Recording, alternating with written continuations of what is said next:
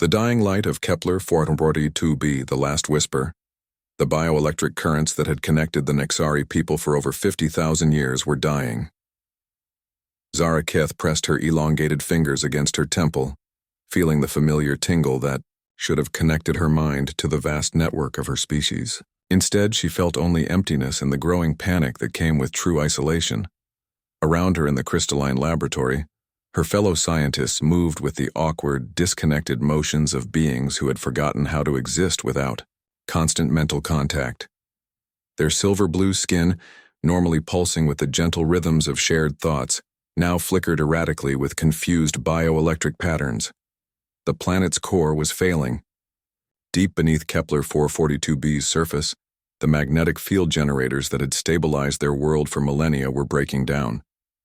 The electromagnetic storms they created didn't just threaten their technology. They severed the delicate neural connections that made the Nexari who they were. "Zara Keth," came a voice behind her. She turned to see Prime Vel, their planetary leader, standing in the doorway. Without telepathy, his once commanding presence seemed diminished.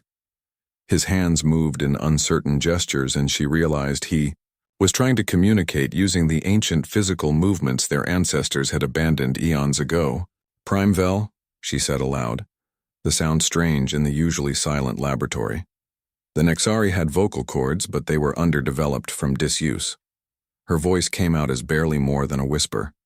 "The outlying cities have gone completely silent," Prime Vel managed to say, his words slurred and difficult.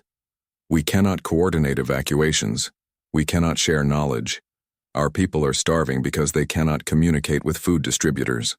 Our children cry because they cannot feel their parents' thoughts." Zara Keth nodded grimly.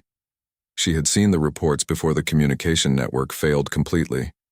Across their world, Nexari were dying not from the geological catastrophe, but from the psychological trauma of sudden isolation. Their entire civilization was built on the foundation of shared consciousness. Without it, they were lost. The Federation's silence. 3 days earlier, before the interference had become overwhelming, they had managed to send distress signals to the Galactic Federation. The response had been swift and devastating in its coldness. Elder Thuman, the oldest among them and one of the few who remembered stories of pre-telepathic times, had been present when the Federation's reply came through. Now he sat in the council chamber, his ancient eyes dim with sorrow. "Tell me again what they said," Zara Keth asked, settling beside him on the curved bench that had once buzzed with dozens of simultaneous mental conversations. Thuman's weathered hands shook as he spoke. "Federation Assessment Protocol 7 Alpha. Species classification, communication defunct. Resource allocation, minimal. Evacuation priority, level 9. He paused, struggling with the unfamiliar act of spoken communication. "Level 9 means they will not come. But we built their quantum relay stations," Zara Keth protested. "Our people designed half the communication technologies they use across the galaxy." "That was when we could think together," Thuman replied. "Sadly, now we are just individual beings who cannot function. In their calculations, we have become worthless." The cruel efficiency of it took Zara Keth's breath away. The Federation evaluated species based on their current utility, not their past contributions or potential future worth. A civilization that could no longer communicate effectively was, in their view, already dead. Fragments of hope. For weeks, Zara Keth worked alone in her laboratory, trying to develop alternative communication methods. She experimented with light patterns, chemical markers, even primitive sound-based systems. But her people were so psychologically dependent on telepathy that they struggled to adapt to any other form of interaction. She watched through her laboratories, transparent walls as Nexari wandered aimlessly through their once bustling city. Some had formed small groups, huddling together for comfort they could no longer feel. Others sat alone, their bioelectric patterns flickering weakly like dying stars. It was during one of these dark observations that her equipment detected something unusual. Her deep space monitoring array, originally designed to track the telepathic signatures of distant Nexari colonies, was picking up artificial signals from an unexplored sector of space. The signals were crude by Nexari standards, electromagnetic, pulses that carried no bioelectric components. But they were deliberately patterned, clearly artificial, and coming from a system that Federation records marked as uninhabited. Zara Keth leaned over her instruments, her heart racing. The signals were mathematical in nature, prime numbers followed by basic arithmetic progressions. Someone was out there, someone who used these primitive electromagnetic communications as their primary method of contact. The Discovery, 3 billion miles away, in Earth's Deep Space Monitoring Station Luna 7, Commander Sarah Chen was having the strangest shift of her career. The massive radio telescope array had detected something that shouldn't exist. Organized signals coming from a region of space that was supposedly empty. Run the analysis again, she told her night shift operator, Lieutenant David Park. Same result, Commander. The signals are definitely artificial. Mathematical progressions, prime number sequences, and now, this is weird. They're starting to include what looks like distress patterns. Sarah frowned at the display. As a former linguistics professor turned space monitor, she had spent years studying communication patterns. These signals had the unmistakable signature of a species trying to establish contact, but they were overlaid with something that made her stomach clench. Desperation. Are we certain this isn't from any known Federation species? She asked. Negative. The Federation uses quantum encrypted telepathic relays. These are basic electromagnetic transmissions. Primitive, but... David paused, studying his screen. Commander, the mathematical complexity is increasing. Whatever's sending these signals is extremely intelligent. Sarah made a decision that would change the course of galactic history. Prepare a response package, basic mathematics, prime numbers, and... She hesitated. Include Earth's location and a simple message. We hear you. We are coming. The choice back on Kepler 442b. Zara Keth stared at the response that had just appeared on her screens. The unknown species had not only heard their signals, but had responded with information about their location and what could only be interpreted as an offer of help.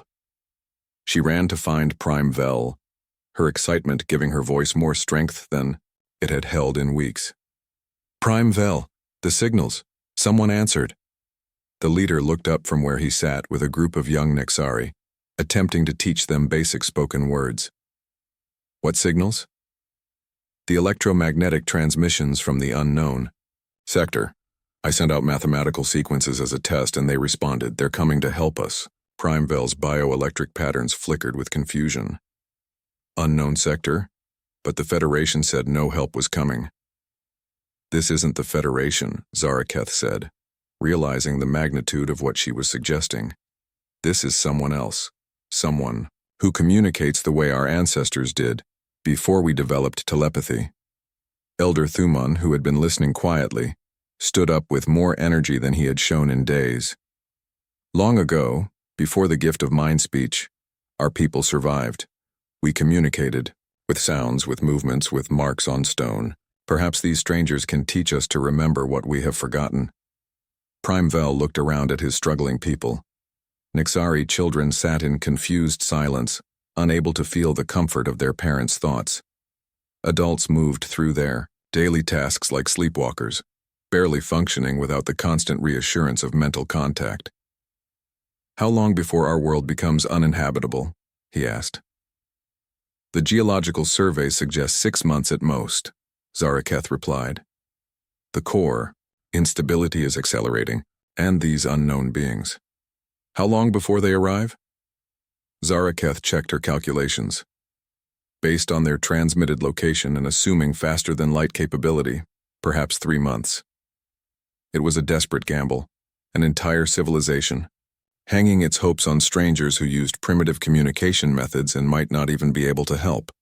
But as Prime Vel looked around at his dying people, he realized they had no other choice. Send them everything, he decided. Our location, our situation, our population numbers. If they truly intend to help, they will need to know what they are facing. Prime Vel, Elder Thuman said softly. What if the Federation discovers what we have done? Contact with non-member species is forbidden. The leader's bioelectric patterns flared with something that might have been anger or determination. The Federation has already abandoned us to die. What more can they do to us? As Zaraketh prepared the transmission that would tell their story to the unknown rescuers, she felt something she hadn't experienced since the telepathic network began failing. Hope. Somewhere in the vast darkness of space, beings who had never evolved telepathy were preparing to help a species they had never met. The irony wasn't lost on her. The Nexari, who had considered themselves superior because of their mental abilities, were now depending on creatures who had developed different ways to connect and communicate. Perhaps, she thought as she sent the signal into the void, there was more than one way to be truly civilized. When silence speaks louder than words' first contact, the human ship Endeavour dropped out of faster-than-light travel at the edge of the Kepler 442 system, and Captain Marcus Rivera immediately understood why the Federation had written off this world. The planet's electromagnetic signature was chaotic, with massive interference patterns that would make normal space communications nearly impossible. Status report. Marcus called to his bridge crew as they adjusted to normal space. Intense electromagnetic. Storms planet-wide, reported Navigation Officer Lisa Park. Whatever's happening down there is scrambling every sensor we have. Dr. Elena Vasquez, the mission's xenobiologist, looked up from her readings with excitement. Captain, the life signs are incredible. I'm detecting millions of highly organized bioelectric signatures. This isn't a dying world. It's a world full of living beings who are somehow connected to each other through biological electricity. Connected how? Marcus asked. Like a biological internet, but the interference is disrupting their connections. Imagine if every human on Earth suddenly lost the ability to speak, write, or gesture. That's what we're looking at. Tech specialist. Jake Morrison, barely 25 and the youngest member of the crew, whistled softly. No wonder they're in trouble. If their entire civilization is based on bioelectric communication and that's being jammed, they're isolated, Marcus finished. Completely cut off from each other. As someone who had studied dozens of Earth languages and understood how communication shaped culture, he grasped the horror of what the Nexari were experiencing. The landing, the Endeavour set down in a clearing outside the main Nexari city, its advanced shielding protecting it from the electromagnetic interference. Through the viewports, the crew could see tall, graceful beings with silver-blue skin gathering at a respectful distance. They're beautiful, Dr. Vasquez breathed. The Nexari moved with fluid elegance, but Marcus noticed something else. They moved like people who were lost, uncertain, disconnected from each other in a way that seemed profoundly wrong. Biosuits on, Marcus ordered. We don't know if their atmosphere is compatible, and we definitely don't know if their bioelectric fields might affect us. As the human team emerged from their ship, a small group of Nexari approached. One of them, slightly taller than the others with more complex patterns glowing beneath her skin, stepped forward and attempted something that nearly broke Marcus's heart. She was clearly trying to speak aloud, but her vocal cords were so underdeveloped that only whispers emerged. Jake Morrison pulled out his tablet and quickly activated a translation program, but it couldn't process the faint sounds. Instead, he did something that would later be remembered. As the first step toward a new form of galactic communication, he raised his hand in greeting and then pointed to himself. Jake, he said clearly, then repeated the gesture. The Nexari woman understood immediately. She placed her hand on her chest and whispered something that sounded like Zaraketh. Dr. Vasquez stepped forward and began what would become known as the Great Teaching. Using simple gestures, she indicated basic concepts: friendship, help, safety. The Nexari, despite their telepathic nature, were remarkably quick to understand physical communication when it was presented clearly. The bridge of understanding, within hours, the humans had established a basic communication protocol with the Nexari. Jake Morrison, with his talent for languages and technology, worked with Zaraketh to create a simple pictographic system using his tablet and her bioelectric patterns. They're incredibly intelligent, Jake reported to Captain Rivera that evening. Once they understood what we were doing, they started expanding on it immediately. Look at this. He showed Marcus his tablet, which now displayed a complex set of symbols representing not just objects and actions, but emotions and abstract concepts. They created a written language in 6 hours, Captain. A complete written language. Marcus examined the symbols, noting their elegance and efficiency. What have we learned about their situation? Dr. Vasquez consulted her notes. Their planet's core is destabilizing, creating electromagnetic interference that disrupts their telepathic abilities. They have approximately 4 months before the surface becomes uninhabitable. Population, roughly 8 million. They have space-capable technology, but their ships were designed for beings who could coordinate telepathically. Without that ability, they can't operate them effectively. And the Federation? Abandoned them, Marcus said grimly. Classified them as communication defunct and moved on. That night, as the human team worked with their Nexari counterparts, something extraordinary happened. A young Nexari, barely into adolescence, approached Jake Morrison and began copying his hand gestures. Her name, they learned, was Kira Venn, and she had been born just as the telepathic interference began to worsen. Unlike the adult Nexari, who struggled with the loss of mental connection, Kira Venn adapted to physical communication with startling ease. Within days, she was teaching other young Nexari a combination of human sign language and Nexari bioelectric patterns that created an entirely new form of expression. Captain, Jake reported excitedly, the younger Nexari are developing a hybrid communication system. They're using their bioelectric abilities not for telepathy but to enhance sign language. Look at this. He showed Marcus a recording of Kira Venn communicating with other young Nexari. Her hands moved in complex patterns while her skin glowed with corresponding rhythms, creating a visual language that was both beautiful and incredibly efficient. The Federation arrives. Their work was interrupted on the 5th day by the arrival of 3 Federation warships. Admiral Zelthos, a rigid insectoid being with compound eyes and a reputation for strict adherence to Federation law, materialized on the planet's surface surrounded by armed guards. Captain Rivera. Zelthos clicked, his translator converting the sounds into flat, emotionless English. You are in violation of Federation Non-Interference Protocol 12C. Contact with non-member species requires prior authorization. Marcus stepped forward, his diplomatic training keeping his voice calm. Admiral, we responded to a distress signal. These people are dying.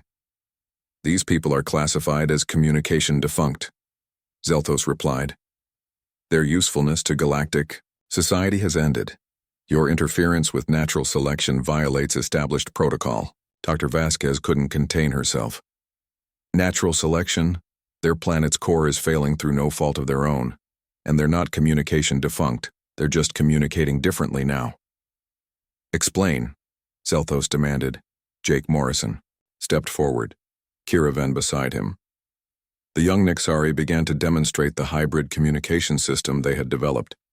Her hands moved in graceful patterns while her bioelectric field pulsed in perfect synchronization, creating a form of expression that was far more nuanced than simple telepathy. They're not dying as a species, Jake explained. They're evolving, learning to communicate in ways that don't rely on environmental conditions they can't control. Admiral Zelthos watched the demonstration with his compound eyes reflecting no emotion. Irrelevant. The Federation has made its decision. You will cease all contact and depart immediately. No, Marcus said simply. The word hung in the air like a challenge. Admiral Zelthos's translator clicked as if it had malfunctioned. No, he repeated. We won't abandon people who need help just because some committee decided they're not worth saving, Marcus said. That's not who we are. The alliance forms that evening as Federation forces established a perimeter around the human ship. Zara Keth approached Captain Rivera with something that would change everything, a communication device that combined human technology with Nexari bioscience. We have created this, she said, her spoken words now much clearer after days of practice. The device looked like a tablet, but its surface pulsed with bioelectric patterns that matched the rhythms of Nexari skin. It translates our new visual language into sound and sound into our visual patterns. Jake explained, his excitement evident. But more than that, it can interface with any communication system. The Nexari can now talk to any species in the galaxy, not just other telepaths. Dr. Vasquez understood the implications immediately. They've just solved one of the galaxy's biggest problems. Most species can't communicate with telepathic races, and telepathic races struggle with non-telepathic species. This creates a universal bridge. That night, they received an unexpected visitor. A Federation ship landed away from Admiral Zelthos's forces, and a lone figure approached under cover of darkness. Captain Talon, a humanoid with pale blue skin and large dark eyes, had served the Federation for decades before witnessing too many decisions like the one regarding the Nexari. "I cannot officially help you," he told Marcus quietly. "But I can tell you that Admiral Zelthos has orders to prevent any evacuation by force. The Federation fears that if word spreads about your rescue mission, other species will begin questioning Federation authority." "What do you suggest?" Marcus asked. "The Nexari have valuable technology," Talon replied. "If they could demonstrate something the Federation needs, it might change the political calculation." Zara Keth, who had been listening through the communication device, smiled for the first time since the crisis began. "I believe we can do exactly that." The demonstration. The next morning, as Admiral Zelthos prepared to force the humans to leave, every communication device in the Federation fleet suddenly came alive with perfect clarity. The electromagnetic interference that had been scrambling, their systems vanished, replaced by crystal-clear communications across all frequencies. "How is this possible?" Zelthos demanded. Zaraketh stepped forward, holding the hybrid communication device. "The interference that destroys telepathy can be harnessed and redirected. We have learned to use it to enhance rather than disrupt communication. Your ships now have access to communication clarity they have never experienced before." Elder Thuman, speaking with the authority of his years, addressed the Federation Admiral directly. "We are not a dying species, Admiral. We are a species, learning to live differently. And in learning, we have discovered something that can benefit everyone." Young Kiraven demonstrated the hybrid visual language again, but this time the communication device projected it as a hologram that any species could see and understand. "We can teach this to others," she said in perfect standard Galactic, her words transmitted through the device. "No more barriers between telepathic and non-telepathic species." Admiral Zelthos stood silent for long moments, calculating the political and technological implications. Finally, he spoke. "The Federation Council will need to review this development." "They can review it from here," Marcus said firmly, "while we help evacuate the Nexari to safety. Unless, of course, the Federation prefers that this technology be lost along with the people who created it. It was a gamble, but it worked." Admiral Zelthos, faced with the possibility of losing revolutionary communication technology because of bureaucratic rigidity, agreed to allow the rescue to proceed under emergency research protocols. As the first Nexari evacuation ships prepared for departure, enhanced with both human engineering and the new communication systems, Zara Keth stood with Captain Rivera watching her people board vessels that would take them to a new home. "We owe you more than we can ever repay," she said. Marcus shook his head. "You owe us nothing.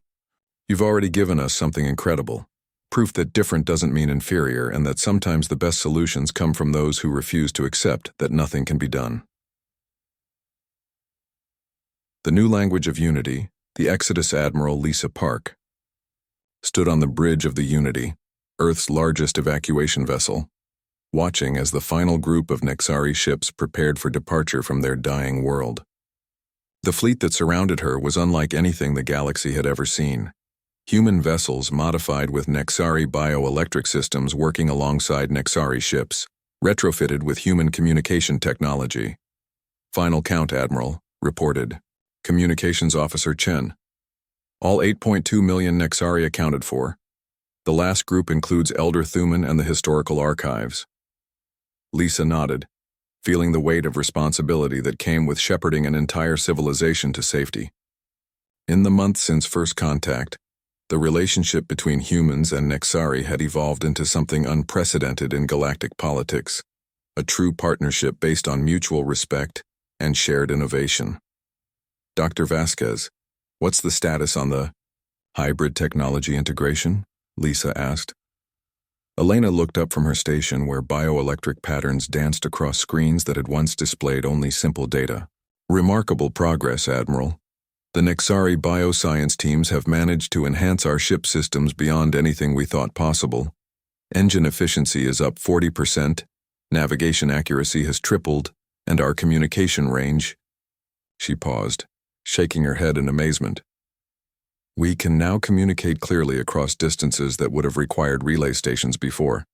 The blockade, their celebration, was cut short by the appearance of a massive Federation fleet at the edge of the system.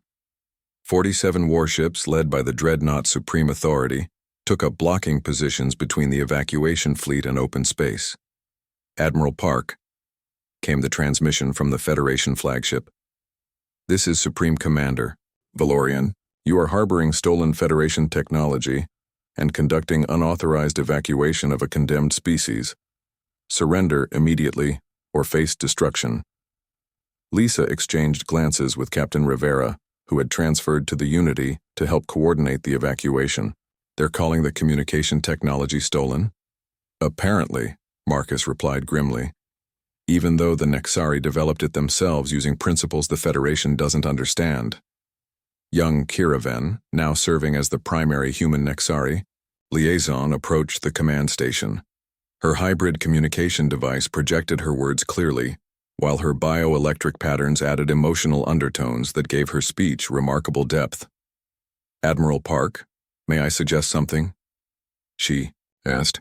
At 19, she had become the most fluent speaker of what linguists were calling the new standard, a communication method that combined verbal, visual, and bioelectric elements. What do you have in mind, Kiraven?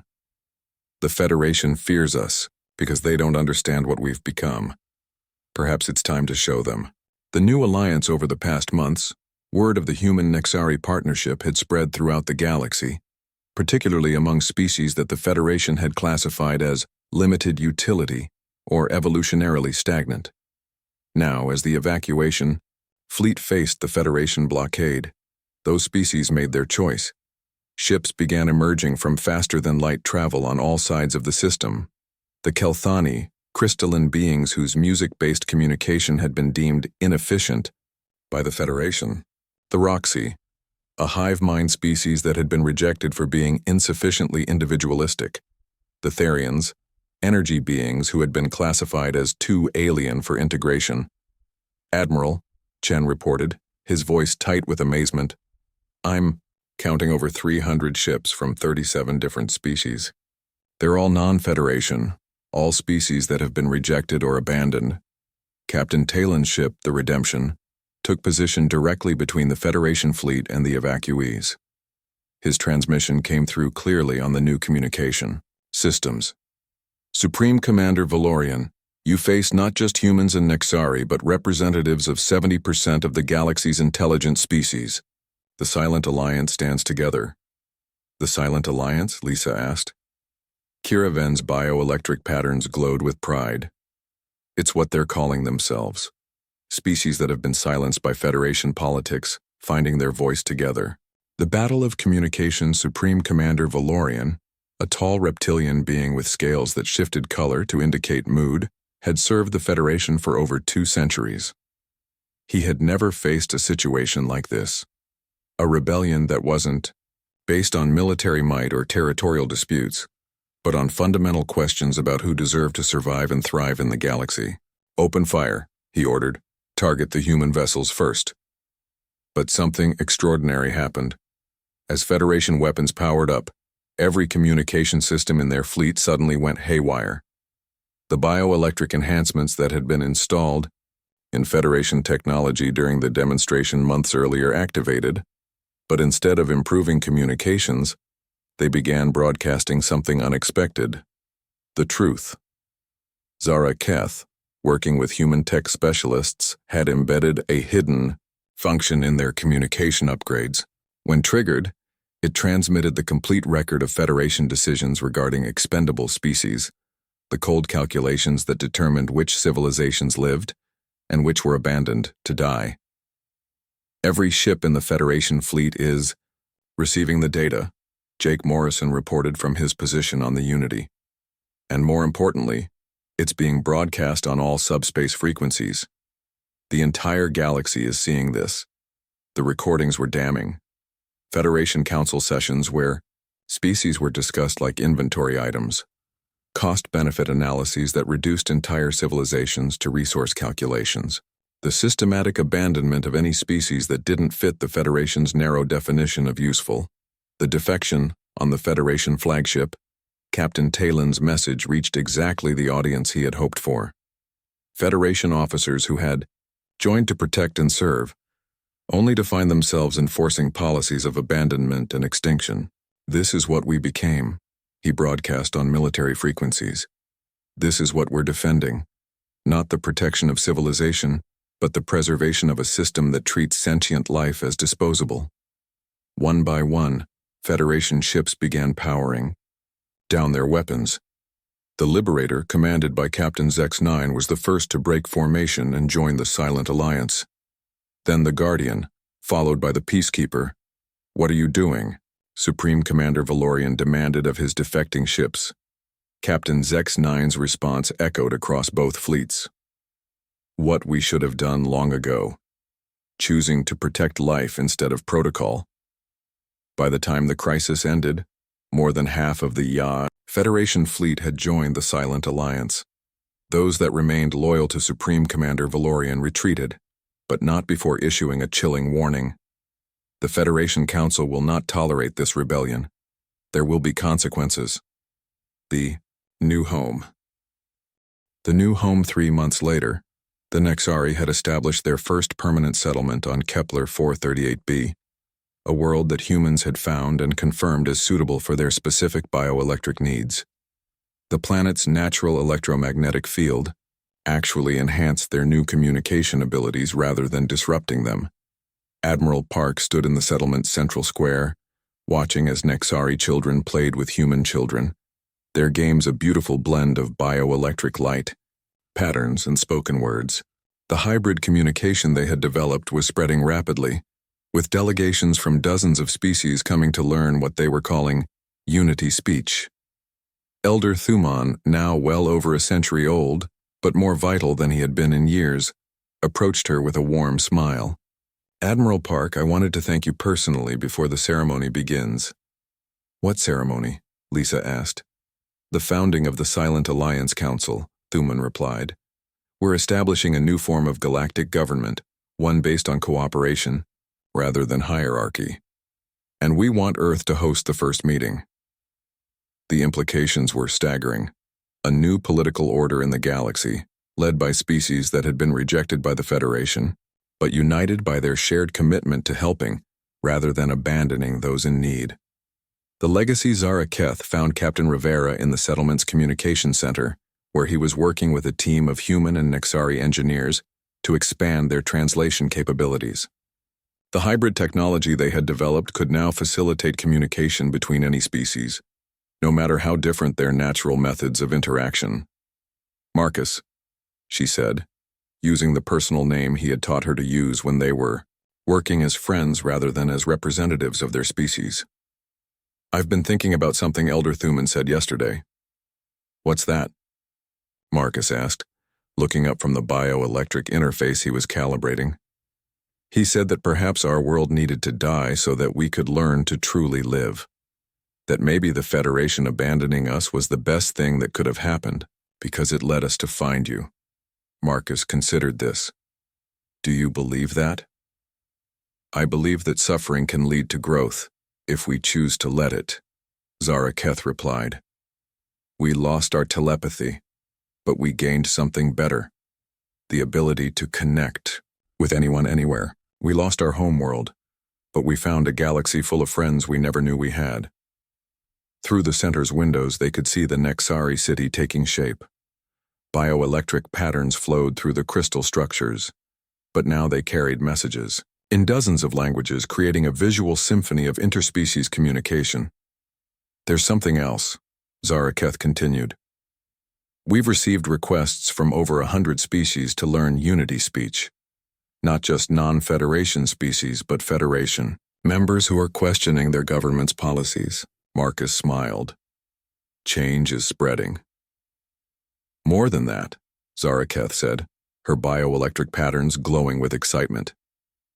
Young beings across the galaxy are learning to communicate in ways their parents never imagined. Telepathic species are learning sign language. Non-telepathic species are developing bioelectric interfaces. The barriers that have divided the galaxy for millennia are disappearing. The return 2 years after the evacuation of Kepler 442b, Captain Rivera stood before the newly constructed Silent Alliance Council building on Earth. Representatives from over 200 species had gathered for the Alliance's second annual assembly, and the diversity was breathtaking. Kira Venn, now 21 and serving as the Alliance's chief communications officer, had grown into her role as a bridge between worlds. Her hybrid communication device had evolved into something resembling jewelry rather than technology, seamlessly integrated with her bioelectric systems. Captain Rivera, she said, approaching him before the ceremony began, I have news that I think will interest you. Good news, I hope? The Federation Council has voted to dissolve the non-interference protocol, she announced, her bioelectric patterns dancing with joy. They're calling it the Unity Reforms. They've also voted to invite the Silent Alliance to merge with the Federation under a new charter that guarantees protection and support for all intelligent species. Marcus raised an eyebrow. And what did the Alliance Council decide? We're considering it, Kira Venn replied, but with conditions. The new Federation must adopt Unity speech as its official communication standard. All decisions about species, survival must be made by consensus, not by committee. And most importantly, no species can ever again be abandoned because they're deemed inefficient or redundant. Those are significant demands. They are, she agreed. But we're not the desperate refugees we were 2 years ago. We're the leaders of a movement that has changed how the galaxy thinks about cooperation and communication. The teacher becomes the student elder Thuman, despite his advanced age had insisted on making the journey to Earth for the assembly. He stood in the memorial garden that had been created to honor the Nexari who had died during the planetary evacuation, but his attention was focused on a group of young beings from various species who were practicing Unity speech together. Remarkable, he said to Dr. Vasquez, who had joined him. When I was young, we believed that telepathy made us superior to other species. Now, I watch children who have never known telepathy communicate with a richness and depth that our old ways never achieved. Elena nodded.